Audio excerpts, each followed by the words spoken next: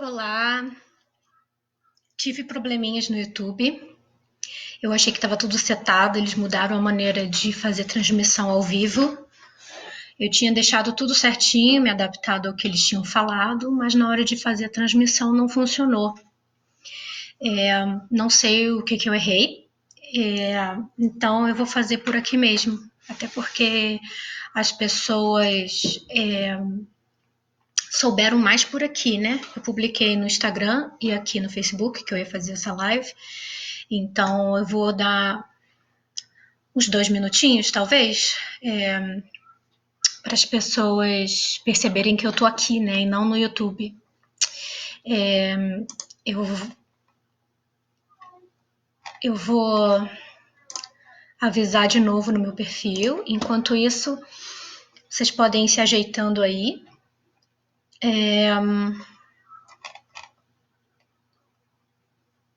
Que eu acho que vai ser mais fácil, né? Vou editar até o meu post aqui, mas apesar de que se entrarem no meu perfil, vão ver que eu não estou no YouTube, né?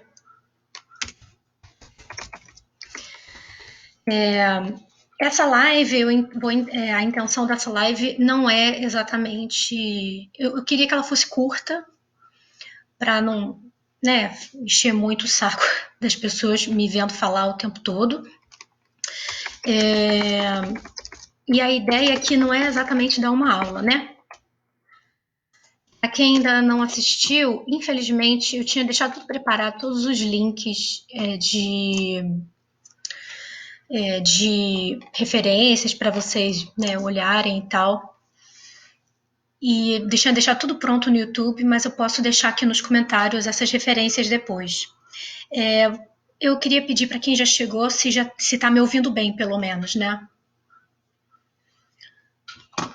Quem chegou aí pode dizer se está me ouvindo?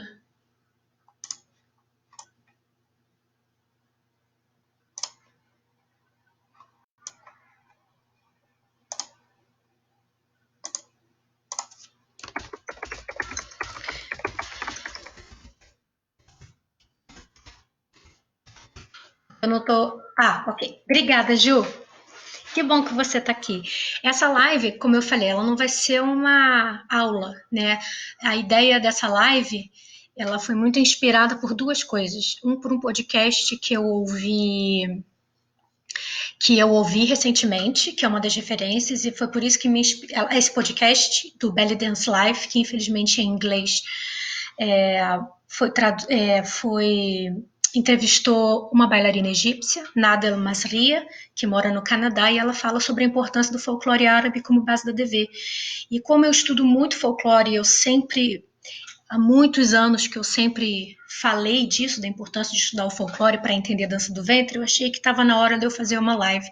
E a segunda coisa, eu fui também inspirada pelo um vídeo da Rita Von Hunt, uma das drag queens mais famosas no Brasil, que publicou um vídeo falando sobre delivery de conhecimento.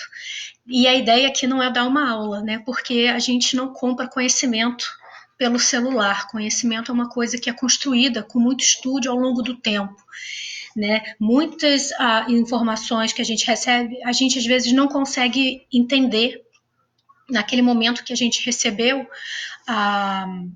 a informação por falta de background, por falta de maturidade um pouco, por falta de experiência, ou porque ainda faltam elementos mesmo para que as informações chegarem e terem algum sentido. Como eu disse, eu vou colocar todos esses links de referência nos comentários depois, e a ideia aqui, novamente, não é oferecer um delivery de conhecimento. Eu não vou aqui dar uma aula sobre folclore árabe, sobre a origem da dança do ventre. A ideia é trazer, para quem nunca ouviu falar nisso, de que o folclore árabe é importante porque é uma das bases da dança do ventre, para quem já sabia e esqueceu, e para quem está sempre com isso na cabeça, continuar relembrando. E se vocês quiserem, obviamente, trazer informações novas, por favor, façam isso. Eu não quero só falar, vocês podem interagir também. Eu até tenho um roteirinho, mas se vocês tiverem pergunta, alguma coisa, eu olhar, eu vou poder responder. Então vamos começar agora, né? Já tem quase 5 minutos. Eu dei de propósito, né, para as pessoas se ajustarem a essa mudança que eu tive que fazer em cima da hora. Eu espero conseguir salvar esse vídeo depois e eu vou colocar no YouTube. E aí, se eu conseguir fazer isso, aí os links de referência eu vou colocar na descrição do vídeo, né? Bom, então, primeira coisa, né, que eu vou falar muito, muito rápido, até porque não existe exatamente um consenso sobre o que é folclore. Existe até a definição da Unesco, né, que é uma sabedoria popular, que tem um figurino, uma música específica, que é passado de geração em geração, que é uma cultura viva, que é uma criação, pode ser uma criação coletiva, pode ser uma criação individual, mas muita gente diverge, principalmente na dança do ventre, sobre o que é folclore, o que é dança popular, o que é tradicional. Tem umas coisas de conceito que eu acho que faz até sentido essa confusão conceitual, porque a gente ocidental tem uma mania muito de tentar classificar as coisas e rotular as coisas para a gente poder entender. Eu acho que faz sentido essa necessidade de classificação, porque facilita os nossos estudos, enquanto para o mundo oriental essas coisas não necessariamente são muito tão importantes assim, porque para eles essas coisas são, não sei, é um modo de vida diferente, né? Um modo de vida, é uma maneira de se organizar diferente da ocidental.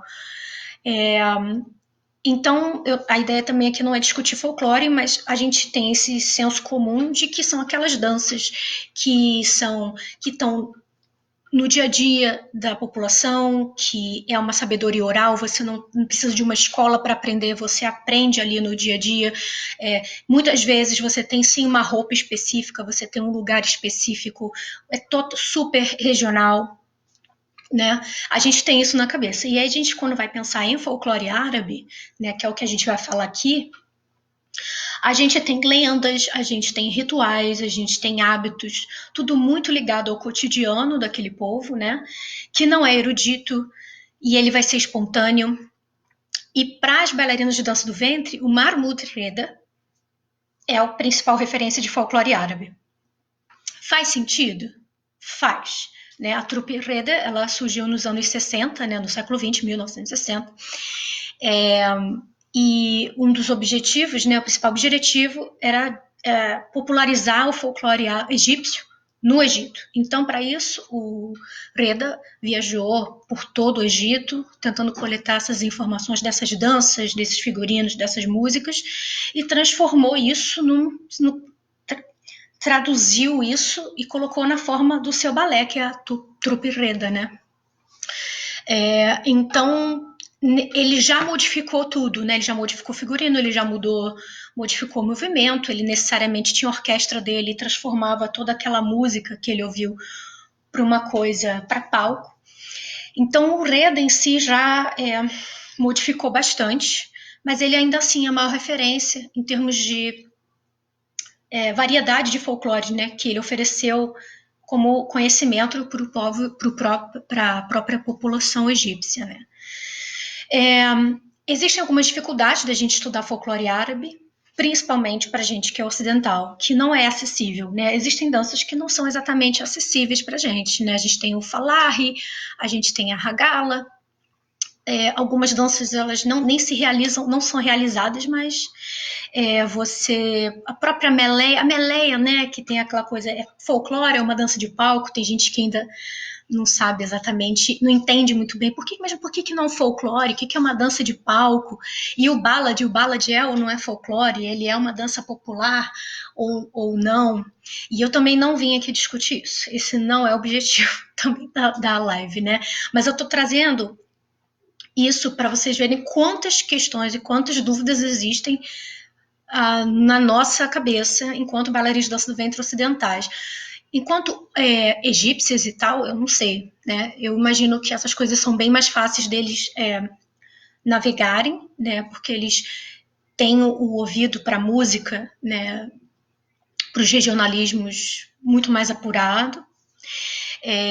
Enfim, então também essa não é a discussão hoje. E para a gente começar a entrar no assunto do estudo do folclore para a dança do ventre, uma outra coisa que eu queria dizer, que foi uma frase que eu acho que fez muito sentido no podcast que a Nada trouxe, como entrevistada foi que música, cultura e folclore são as bases da dança do ventre. Eu nunca tinha parado para pensar exatamente nisso, nessa sistematização, né? E eu acho que ela tá certa, né? Porque técnica na verdade, é a última coisa que você precisa, do meu ponto de vista, porque técnica qualquer um pode obter, se ela tem dedicação, se ela tem tempo, se ela tem uma facilidade para aprender. Então, técnica realmente devia ser a última coisa que a gente devia se preocupar enquanto formação, enquanto estudante. Aí eu estou pensando um pouco mais nas bailarinas semi-profissionais, nas profissionais, talvez nas intermediárias, porque as bailarinas iniciantes elas têm outros objetivos com a dança do ventre, né? Mas eu estou falando dessas bailarinas que estão um pouco mais imersas, mesmo enquanto alunas e estudantes, né? Um pouco mais imersas nesse mundo da dança do ventre. Como tá parado aí, eu não sei. Vocês estão me ouvindo ainda? Não parou a transmissão, não, né?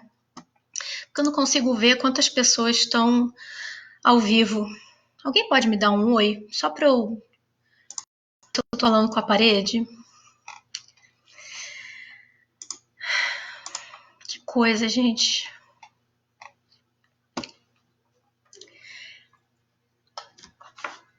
Enfim. Eu sei que tem um delay da minha fala, né, para a transmissão. Mas eu vou continuar falando. Porque bem ou mal isso vai ficar registrado, né? Então, não é só o folclore árabe que é uma base para DV. Você entender a cultura por trás da dança e saber, sim, de música árabe são muito importantes para você entender a dança do ventre como um todo, né? Como uma manifestação artística. Vocês podem fazer perguntas, tá? E me fazer comentários, caso vocês ainda estejam aí, gente.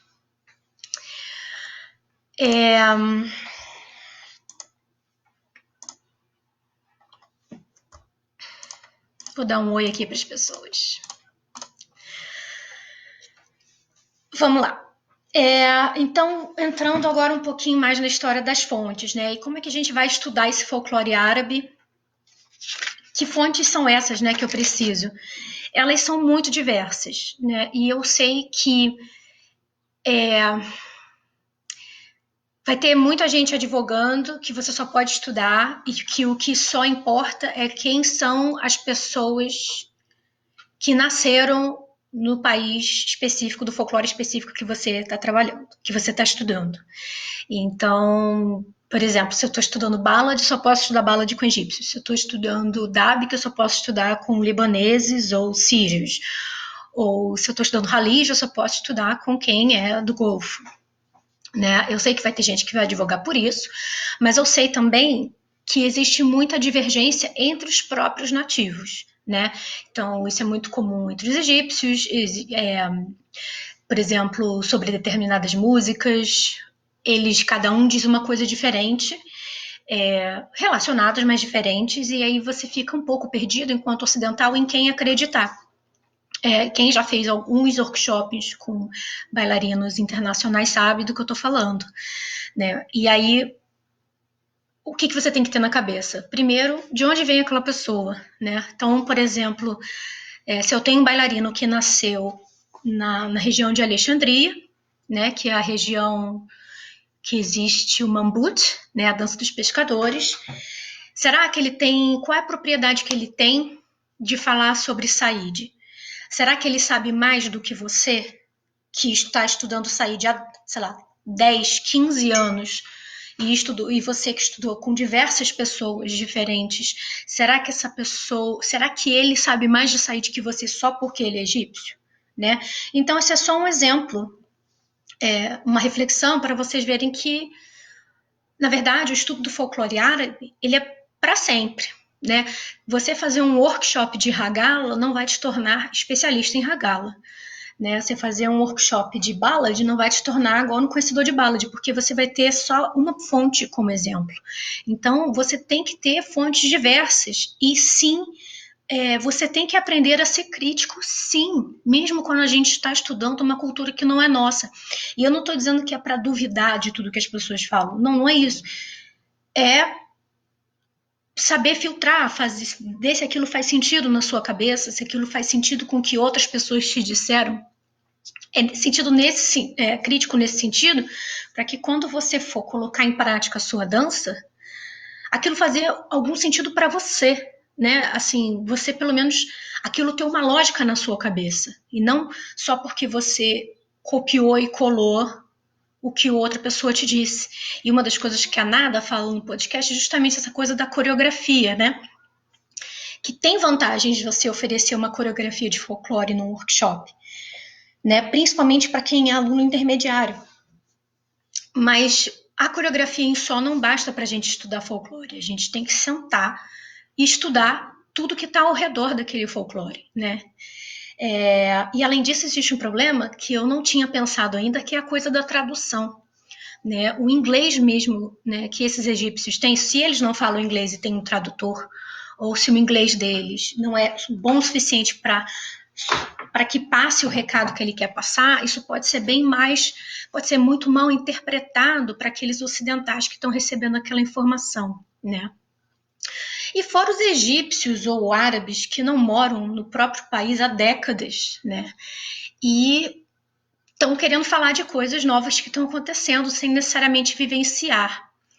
Então é isso que vocês têm que ter na cabeça, né? Quando for estudar folclore, eu sugiro que tem que ser para sempre e com diversas fontes diferentes. E claro, se você puder, com os nativos, isso é muito importante, né? Então, já falamos de um pouco das discussões, né, que existem, essas dúvidas, esses conflitos que existem dentro das discussões sobre o folclore árabe no nosso meio. E agora vamos começar mais direto ao ponto do porquê estudar folclore árabe, por que isso é importante para a dança do ventre, né? E é onde eu espero receber perguntas de vocês. Só um minutinho que eu vou tomar um café.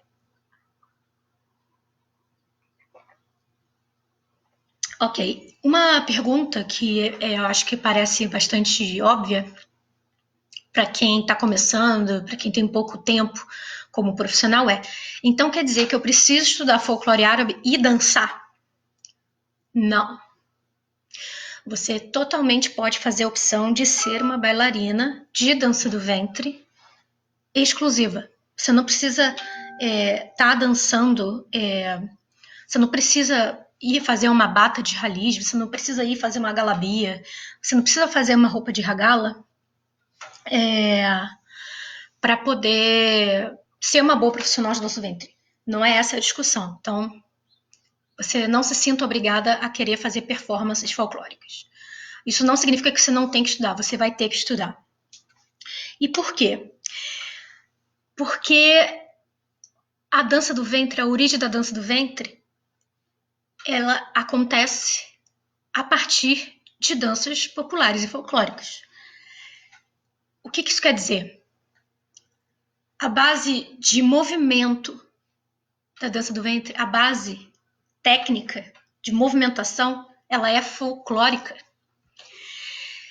Então, como você pode achar que está fazendo uma dança do ventre de qualidade se você nem entende isso, né? Se você já sabe do que se trata a origem da dança do ventre, isso é fácil de entender. Mas, se você não sabe de onde vem a origem da dança do ventre, fica um pouco mais difícil de pescar o que eu estou falando. E aí vou voltar um passo atrás. Existe comumente, eu vou colocar em extremos para facilitar, mas eu sei que existem nuances entre esses extremos. Mas eu vou colocar 2 extremos para facilitar. Existe uma parcela das profissionais de dança do ventre que acreditam que a origem da dança é milenar.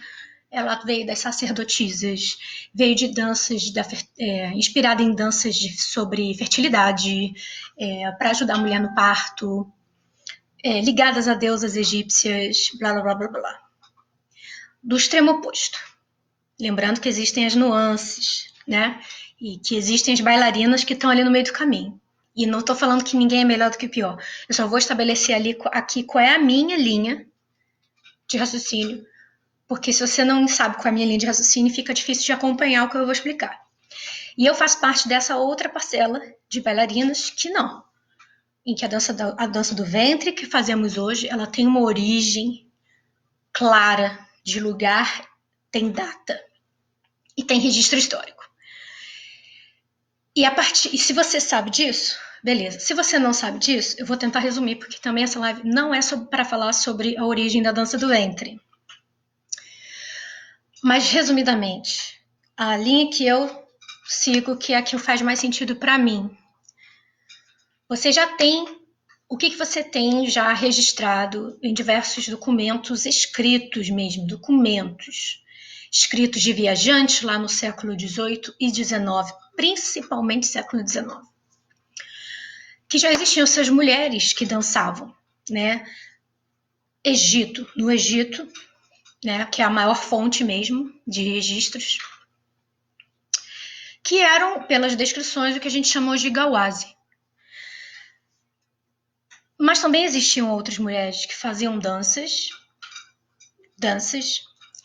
e que contribuíram muito para a dança do ventre que a gente faz hoje, que são as argelinas. Argélia, que é um outro país ali também, no norte da África, que quando a gente olha os vídeos das argelinas dançando, a gente fala, gente, dança do ventre. E aí, resumindo, você tinha já essas mulheres dançando nesses lugares. O Oriente Médio sempre foi um lugar visto como um lugar exótico para turistas da Europa. Então você tem muito desses viajantes, desses poetas, desses artistas visitando o Egito e esses países ao redor e registrando essas bailarinas, que quando a gente vê as descrições nesses livros e registros e diários, a gente consegue imaginar como uma gawazi. E aí quando a gente dá um pulo grande para o início do século XX, como eu disse, eu não vou fazer uma live sobre a origem da TV, a gente vai para o início do século XX, onde a gente tem diversos cabarés no Cairo, sendo abertos e funcionando, desde o fim do século XIX, mas no início do século XX mais, em que você tem diversos shows de variedade, de canto, música, poesia, de dança, inspirados nos vaudevilles, nos chantantans franceses, que eram lugares de arte, né, de entretenimento, obviamente, para elite, né, e elite tanto egípcia quanto para elite europeia que estava sempre visitando. E aí, o cabaré mais famoso não foi o primeiro, mas o mais famoso foi o Cassino Ópera da Abadia Massabene. E até então, na verdade, essas bailarinas que já existiam, as gawazes, as argelinas, as egípcias, que trabalharam no final do século XIX em diversas feiras internacionais pelo mundo, essas danças que elas faziam já estavam sendo modificada e influenciada por diversos... por puro entretenimento. As músicas eram adaptadas, os figurinos eram adaptados, as atrações eram adaptadas, então você tinha lá a dança da abelha, a dança da cadeira, né, músicas criadas para aquele show ali do Egito exótico, da Arábia exótica. E quando esses cabarés já estavam começando a aparecer ali no Egito, isso tudo já estava muito misturado, todas essas bailarinas que estavam ali trabalhando nessas feiras e voltavam, ou saíam do Egito para trabalhar, apesar de que as feiras, na verdade, eu acho que nem sei se elas existiram no século XX, eu acho que elas ficaram bem mais para o final do século XIX, mas você já tinha toda uma cultura ao redor dessa dança de mulheres já meio que estabelecida. Mas ainda assim, todas gawazes, argelinas, essas egípcias que faziam o tal da dança oriental, o tal do Raqs Sharq. E o que a Badia fez? Ela simplesmente pegou essas bailarinas e refinou. Né? Existe a ideia de que ela que criou a Bedla, né? A Bedla é o conjunto de tops e cinturão. Criou de vez, né? Ela realmente colocou a mão na massa e transformou, criou esse figurino para bailarina. Né? As primeiras bailarinas, né, famosas dela são ai, gente, deu um branco agora. A Samia Gamal e a... Não é a Tahria Carioca. Gente, alguém me lembra o nome da outra bailarina famosa? A gente vê que elas usam galabi e tal, mas já estão já com a Bedla. E tudo com inspiração folclórica, só que já começando a adaptar para atender esse público ocidental e usar essa dança exótica como uma forma de entretenimento que não tem nenhum simbolismo religioso, que não tem nenhum simbolismo ritualístico. E é isso que muita gente chama de dança do ventre raiz, né? Fica aí perguntando, né, o que é dança do ventre raiz? Eu não sei ainda o que é dança do ventre raiz. Muita gente fala que a dança do ventre raiz são as bailarinas da Era de Ouro, né, o Golden Age, que são justamente essas bailarinas que surgiram nesses cabarés no início do século XX, né, e que tiveram um boom na década de 40, 50, muito influenciadas pelo cinema hollywoodiano, por literatura ocidental, por toda uma mistura que já tinha balé, já tinha jazz, já tinha acrobacia, tudo misturado ali, porque o objetivo dos cassinos era entreter, né, usando essa dança exótica, né. E aí, tá, como eu falei, a live não era sobre a origem da dança do ventre, e sim sobre a importância do folclore. E aí, como eu disse, como você pode dizer que não tem folclore na dança do ventre? Todo o trabalho de pé, de deslocamento, arabesque, isso tudo vem do folclore árabe. Se a gente tirasse todo o trabalho de deslocamento, o trabalho de pé, né, o trabalho de deslocamento, o trabalho de leitura do ritmo com o quadril, você só ia ter o quê? Leitura melódica e shime, talvez. Né? Leitura melódica no sentido de você excluir o trabalho de chão, né? E trabalhar a melodia, né? Vai ficar só no giro, um trabalho de braço que é super ocidental, né? As egípcias da Golden Era usavam os braços de uma maneira muito diferente como a gente usa hoje.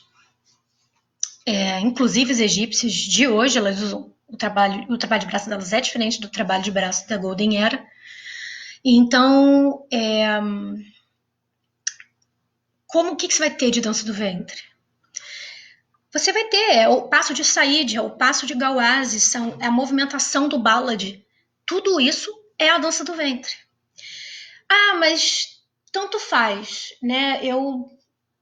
Tanto faz, eu não preciso parar para estudar Said, estudar Ballad, estudar qualquer Gawaz, e eu posso simplesmente fazer meus workshops, ensinar meu básico egípcio, meus oitos, meus chimes, e ficar, né, em torno daqueles movimentos básicos e ser uma bailarina de dança do ventre boa, tecnicamente. Sem dúvida nenhuma. Eu não tenho a menor dúvida disso. Você pode ser uma excelente bailarina de dança do ventre, porque você é lindíssima, você tem uma produção ótima, você tem uma técnica impecável, mas vai ter algum momento em que isso vai te dar limitação, né? Você vai acabar fazendo mais do mesmo ao longo dos anos, porque você não consegue criar além disso. Existem pessoas que são maravilhosamente autodidatas, extremamente criativas, sem nenhuma base, né? Sem nenhuma base de conhecimento, nenhuma base técnica. Elas são intuitivamente boas naquilo ali que elas estão se propondo fazer. Mas criatividade, ela tem limite. Ela tem limite porque a criatividade você precisa de em inglês a gente chama de background, né? A gente precisa de substância, como alguns diriam, né? Você só consegue se desenvolver profissionalmente, você só consegue ir além se você tem um cardápio de conhecimento em que você pode olhar e pensar sobre o assunto para que você monte, para que você continue desenvolvendo seu trabalho. E o folclore árabe entra aí, entra exatamente aí. Novamente, você não precisa dançar folclore árabe, não, mas o estudo da cultura, da música, o que é música de Said, o que é Gawazi, o que é Ragala, o que é Zar, o que é Halij, de onde vem cada país, qual parte do país que isso está vindo, qual país está fazendo essa dança. Esse conhecimento vai te evitar fazer, né, reproduzir coisas erradas, principalmente se você não tem filtro nenhum crítico. Aliás, crítica é uma coisa que você ganha se você estuda. Senão você só é o tipo de pessoa que vai receber e reproduzir sem saber o que está fazendo. Então, isso é o que o estudo faz, né? E, novamente, não existe delivery de conhecimento, não vai ser um workshop de folclore árabe, mesmo que seja com um grande artista internacional que sabe muito sobre aquele assunto. Aquilo ali não deveria ser o suficiente para você, né? É uma coisa que você vai, como eu disse lá no início, tem várias coisas que você só vai entender depois de experiência, depois de ouvir mais coisas, depois de ver mais coisas. Então, vocês têm que, a gente, né, vocês, me incluo, a gente tem que estar sempre revisando aqueles tópicos, né? O próprio Sha'ab, né? O Sha'ab, quando eu era aluno, o que era Sha'ab? A gente não sabia o que era Sha'ab. Né? E o Sha'ab existia, não era essa a questão. O Sha'ab, nos anos 80, foi o pico do Sha'ab. Né? E ainda assim, eu nos anos 2000 não sabia o que era Sha'ab. A gente chamava de moderna. O que é as músicas Sha'ab? Né? Eram músicas modernas. O que é Sha'ab? E o Sha'ab, meio que 10 anos atrás, o que é Sha'ab? Sha'ab, na verdade, a gente sempre ouviu Sha'ab e não sabia o que era Sha'ab. E aí, quantas apresentações eu vi de gente só porque tinha o ritmo de Said como base, as pessoas pegavam a bengala, colocavam uma roupinha de crochê, colocavam umas moedinhas douradas e ia dançar Said. Na verdade, era um Sha'ab, né? E então, não entrando no mérito se Sha'ab é folclore ou não, mas estar só discutindo técnica de quadril, moldura de braço, deslocamento, taksim, não é o suficiente, são super importantes, mas não é o suficiente para você, enquanto profissional, para você desenvolver qualidade enquanto profissional, né? E, obviamente, eu não vou entrar aqui no mérito de discutir o que é sucesso ou não, tá? Essa não é a questão. Mas você ter qualidade enquanto profissional de dança do ventre, necessariamente você tem que incluir o estudo do folclore árabe na sua rotina. Um outro exemplo, por exemplo, músicas de rotina oriental, ou muita gente chama de clássica, ou mise-en-scène, né? Todo mundo sabe o que eu tô falando, que são aquelas músicas longas, que tem introdução, que tem partes folclóricas, que geralmente começa com um ballad, aí vai para um taksim, aí vai para um said, vai para uma percussão, fecha, né? Termina numa finalização. Isso é um exemplo de rotina. Como é que você pode ser capaz de performar uma rotina oriental sem saber exatamente o que significa, o que é uma música de rotina oriental, de onde surgiu? Porque você não pode acreditar que as rotinas orientais elas existem, né, desde o Egito faraônico, correto? Não. Então, em algum momento essas músicas surgiram. Em que momento elas surgiram e por quê? Você sabe? Né? E por que tem um Said, um Halij, um Ayub no meio da rotina oriental? Né? Isso tudo faz sentido quando você estuda a dança do ventre, além dos passos, e principalmente quando você também faz o estudo daqueles folclores isoladamente, porque, novamente, se você não fizer isso, você vai cair vai cair no grupo de pessoas que só reproduzem sem saber o que estão fazendo. Que é uma escolha sua também, né? Mas eu estou acreditando que as pessoas que estão aqui são pessoas que têm algum tipo de interesse e não querem apenas reproduzir o que lhe dizem. O que mais? Uma outra coisa que eu falei. Sim, mais um tópico antes de eu terminar a live, já que ninguém está perguntando nada. E não tem problema nenhum. Vocês podem perguntar depois, inclusive, porque eu não vou deletar daqui. E se eu conseguir passar para o YouTube, também podem deixar comentários no YouTube, tá? Tá, beleza. Eu sou bailarina de dança do ventre, tô estudando folclore árabe, não moro lá, nunca morei no Egito, nunca morei no Iraque, nunca morei no Líbano, nunca vivenciei cultura, tarará. Ainda assim, eu posso ensinar folclore árabe?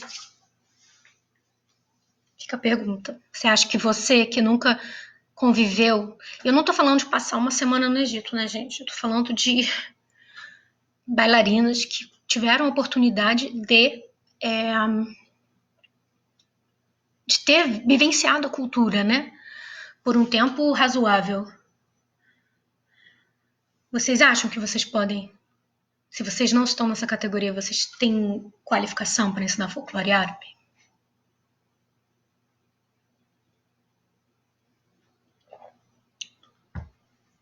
Eu acho que sim, né? E eu acho que sim, porque a partir do momento, se você é uma dessas bailarinas que leva muito a sério esse estudo, você vai ser mais uma opção de uma fonte diferenciada, né, de professora de folclore árabe, porque você não vai ter o background original do nativo, mas você vai ter outro background e talvez um olhar muito menos viciado, né, e muito mais aberto para entender várias nuances daquele tópico, né. Você vai ter um olhar muito menos enviesado mesmo e aberto para criar ligações que talvez não sejam óbvias para quem está dentro do país, né? Você vai ser mais uma fonte de estudo que vai ter um ponto de vista diferente. Isso não torna as bailarinas, né, ocidentais desqualificadas, né? Então eu acho que sim, você pode ensinar folclore. Aliás, se você é professora de dança do ventre, você tem que ensinar folclore. Você vai ter que estudar folclore porque você vai ter que ensinar folclore, né? A não ser que você decidiu ser uma professora só de nível iniciante e que talvez o nível iniciante não precise desse conhecimento do folclore, né, em si, no corpo, né? Eu acho que talvez não precise. Mas a partir do momento que você tem turmas mais avançadas e alunos querendo saber mais, você não vai conseguir escapar, né? Você vai entrar na categoria das professoras que só reproduzem o que lhes foi dito, né? Então é isso. Eu acho que eu fui clara. Mas eu não sei se essa foi a expectativa que vocês criaram, né? Para quem estava esperando que eu fizesse essa live. A ideia não era fazer uma aula, né? Mas era trazer essa reflexão. Se uma vez se ela não existia, ela passou a existir. E se ela já existia e foi esquecida, eu estou aqui relembrando vocês, né? A gente no Brasil tem diversas professoras super qualificadas para ensinar folclore árabe. Eu não vejo nenhum problema de vocês procurarem essas professoras para isso, os professores, mesmo que eles não tenham vivido nos respectivos países de interesse, né, do folclore que estão dando aula. E é isso, gente. Eu não tenho mais o que dizer. Se teve alguma coisa que não ficou clara, eu vou dar aqui, sei lá, uns minutinhos para vocês escreverem as dúvidas ou perguntas. E enquanto isso, sei lá, eu vou falando de outras coisas. E aí, se não tiver nenhuma pergunta, não tem problema. Eu encerro a live, isso aqui fica para depois, e se surgir uma dúvida depois, vocês podem me perguntar depois, né? Não tem problema. Eu gosto de fazer live, apesar da gente não ter sido muito interativo dessa vez, não tem problema. Se você não me segue, vou dar aquele momento blogueira, eu tô no Instagram e eu tenho uma página no Facebook também, onde eu compartilho as minhas fotos do Instagram, mas eu compartilho texto, compartilho vídeo, os vídeos que eu gostei, né, que tem a ver com dança do ventre e folclore árabe. Como eu disse, não tem problema vocês me procurarem depois para que eu explique alguma coisa que não ficou muito clara aqui nessa live. Que mais? Acho que é isso. Meu nome é Hanaisha, eu nem me apresentei, mas eu imaginei que eu não precisasse, porque vocês estão no meu perfil, né? Então, eu sou Hanaisha, eu sou bailarina do Rio de Janeiro. Neste momento desta live, eu estou morando nos Estados Unidos, mas eu já ofereço aulas online desde 2017. Então, se vocês quiserem mais informações sobre minhas aulas online, me mandem um oizinho no privado. E é isso. Eu acho que ninguém tem dúvidas. Gente, agora que eu vi as perguntas. Que fofas. Ok. Gente, que vacilo. Ai, gente, agora que eu vi as perguntas, eu vou responder tudo. Eu tinha que fazer um... É porque no YouTube ele vai aparecendo aqui no... Então tá, momentos, interação. Vamos lá. O delay é enorme. Encontro artigos científicos. Karen perguntou se existem artigos científicos que podem ajudar nesses estudos. Artigos científicos. Eu sei que existem várias monografias e no Central da Dança do Ventre tem vários disponibilizados lá. Eu confesso que eu nunca li nenhuma, tá? Não que ele não estou desqualificando o material, não, tá? Mas artigo científico eu nunca li, tá? Tem livros em inglês com milhões de referências de documentos e tal. Olha, se eu descobrir, eu te juro que eu te mando.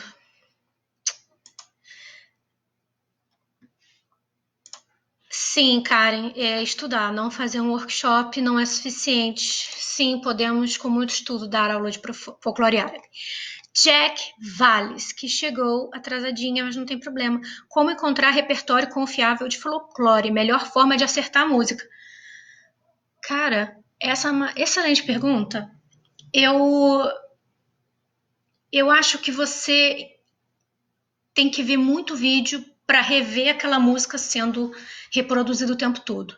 Mas eu acho que você tem que ver que músicas estão sendo utilizadas pelas referências mesmo, né? Então, vou dar um exemplo. Se eu vejo um vídeo da Fairuz, que é uma cantora libanesa, e aquela música está sendo tocada num clipe, num videoclipe, qualquer coisa, eu sei que aquele dub que é libanês. Por quê? Porque a Fairuz é uma cantora libanesa que só canta música libanesa. Isso é o suficiente? Não, talvez você tenha que perguntar para outras pessoas, né? Perguntar para libaneses mesmo no Brasil. A gente tem milhões de libaneses no Brasil e falar: isso aqui é libanês, né? Isso é uma música libanesa. Esse dab aqui é libanesa, né? É libanês. Ela está falando do Líbano. Isso é uma maneira de você, por exemplo, saber. A maneira como eu faço, por exemplo, para diferenciar um dabque palestino, um dabque libanês, um dabque iraquiano. É como eu faço, né? E aí você vai no Said. Eu acho que aqueles álbuns, quando você encontra álbuns egípcios que fala Said, que foi feito por algum músico egípcio, eu acho que é uma maneira de você confiar naquilo ali, por exemplo, né? E vídeos antigos, cara. tem muito vídeo em preto e branco com músicas que a gente conhece, só que em versões antigas. É uma fonte incrível de informação. Vídeos que foram feitos, desses pedacinhos de clipes de bailarinas dançando em filme e tal, eu acho. E o Reda, a música do Reda, né, ela é muito orquestrada, ela não representa um folclore raiz, mas eu acho que é um começo, entendeu? Acho que depende muito da sua proposta, né, que você quer apresentar. Eu acho que eu respondi, né? Cara, é isso mesmo. Dizer que não dizer que não é basicamente que não devemos ter aula de história com quem não viveu determinado período. É claro, a gente totalmente pode ser estudioso de folclore árabe da aula, contanto que você estude exatamente como eu falei, não confiando apenas em um workshop, né? Tudo é questão de dedicação, nenhum profissional nasce pronto, estudando e aprimorando. Val Gomes disse isso. Saudades, Mel. Melinda James é uma das minhas referências de folclore. Eu tenho vários professores de folclore árabe. Tive vários, estudei com vários. E eu continuaria estudando. Por exemplo, Ballad é um workshop que eu não enjoo de fazer. Eu acho que Ballad é um workshop que você tem que fazer sempre que você tem oportunidade. Eu sempre, assim, sempre que eu tenho oportunidade de fazer workshop de Ballad, eu estou fazendo. Principalmente Ballad, Gawazi, Said, né, que são os folclores mais, né, presentes no Egito, né? Tô falando aqui folclore egípcio, né? É um troço que você tem que ficar revendo ali o tempo todo. Elaine mandou um boa tarde, muito obrigada, Elaine. Qual fonte de estudo eu indico? Nilza Bispo me perguntou. Olha, se você só lê em português, isso limita muito as suas fontes. Se você lê inglês, vai ampliar assim, ó, muito, né, as suas fontes de estudo, né? Porque, por exemplo, livros em inglês tem muito sobre dança do ventre, muito. E eu, assim, não consigo dar conta. Eu tenho muito livro para ler de inglês, de dança do ventre, né, de bailarinas que pararam e foram estudar, que fizeram mestrado, fizeram um doutorado e passaram lá meses cavucando museu, cavucando documento, né, para montar as suas teses, suas dissertações, né. Isso está publicado em português. Então fica muito em português. Foi tudo publicado em inglês, né? Então, se você só fala português, fica mais difícil. Então, você vai ficar mais limitada mesmo aos workshops, a blogs, e aí os blogs, né? Você sempre tem que ter um pouco um filtro, né? Que você vai aprendendo com o tempo, você vai aprendendo quem é confiável, quem não é confiável em termos de blog. E estudar com pessoas, com professores online, fazer uma aula particular. E a Karen falou que se você não lê inglês, vai aos pouquinhos usando o Google Tradutor, né? Existe um site chamado Gilded Serpent que é incrível. Tem tanta informação lá, e o site da Shira, né? Shira.net, que também tem assim muita informação. Eu uso elas de fonte. Nunca consegui terminar de explorar os sites, porque é muita informação. Então, obviamente, nessa linha que eu falei, que é a linha que eu sigo, né, da origem da dança do ventre, tem uma data, né, mais ou menos definida na história. Eu acho que é isso. A Nesma dá aula online em espanhol, para coisas de Reda. Bom, espanhol também, né? Eu falei inglês porque a chance dos brasileiros falarem inglês é maior do que falarem espanhol, né? Mas também temos bailarinas que falam espanhol que sabem bastante. A Nesma é uma que ela é da Espanha, né? Mas também tem a Najwa, que mora no México, mas ela é brasileira também, né? Tem que dar uma cavucada, gente. Principalmente se você tiver afim de...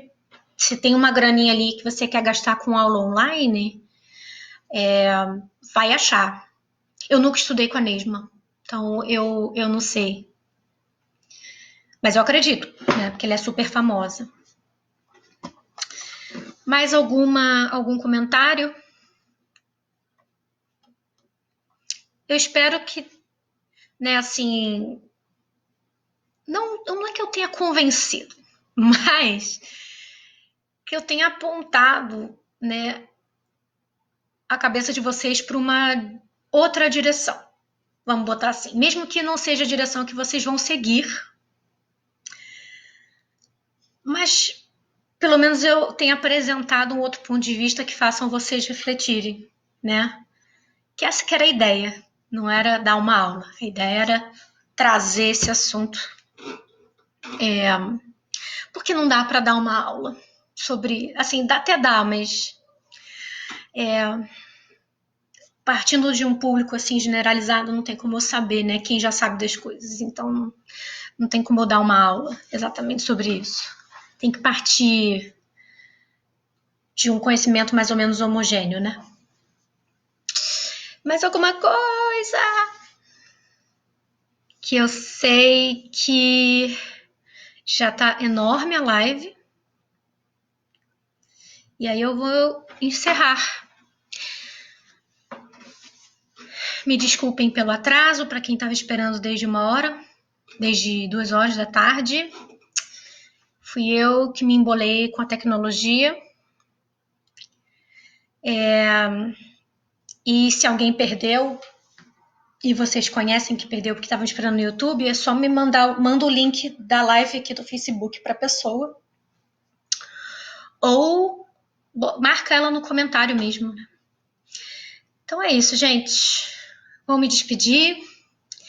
Se vocês acharem, se vocês quiserem que eu faça mais lives sobre algum outro assunto, também me mandem comentários ou no privado que eu penso sobre o assunto. E aí eu prefiro fazer no YouTube, mas porque nem todo mundo tem Facebook, né? Mas se eu tiver que fazer uma segunda live, eu vou tentar resolver essa questão tecnológica que o YouTube mudou. Beijos a todas!